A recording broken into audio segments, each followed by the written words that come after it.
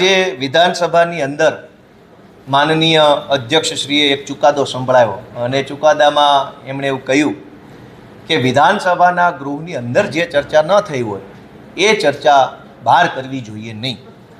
એ વાત એમની સાચી છે, કેમ કે વિધાનસભાની અંદર ચર્ચા કરવાની સમય મર્યાદા છે. દરેક વિષયો પર ચર્ચા થઈ શકતી નથી. જેમ કે આજે જ મેં ફિક્સ પગાર અંગે સુપ્રીમ કોર્ટના વકીલોને સરકાર દ્વારા ચૂકવવામાં આવતી ફી અંગેનો પ્રશ્ન પૂછ્યો હતો. સરકારનો જવાબ મને મળ્યો છે, પણ ચર્ચા નથી થઈ.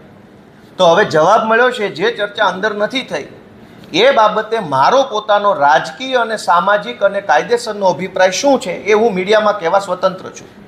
સરકારે મને લખીને આપ્યું છે કે સુપ્રીમ કોર્ટમાં ફિક્સ પગારના કેસની સુનાવણી માટે એક મુદતના 2 લાખ લેખે 5-5, 10-10 વકીલો સરકારે રાખ્યા છે. આની ચર્ચા ગૃહમાં નથી થઈ, પણ બહાર તો હું કહેવાનો કે સરકારની એવી તો શું મજબૂરી છે કે કર્મચારીને પગાર આપવાના બદલે વકીલોની પાછળ એક મુદતના 2-2 લાખનો ખર્ચો કરે છે. એ જનતાના પૈસા છે અને પગાર ચૂકવો તો પણ જનતાના પૈસા. તો જે વિષયોની, જે મુદ્દાઓની સમયના અભાવે વિધાનસભામાં ચર્ચા ન થઈ શકે એ વિષયો ઉપર અમારું રાજકીય અવલોકન શું છે, અમારું સામાજિક અવલોકન શું છે, અમારી ટીકા ટિપ્પણી શું છે એ અમે કહેવા માટે સ્વતંત્ર છીએ અને એ તો કહેવું એ અમારી ફરજ છે વિરોધ પક્ષ તરીકે. Thank you. ઓકે.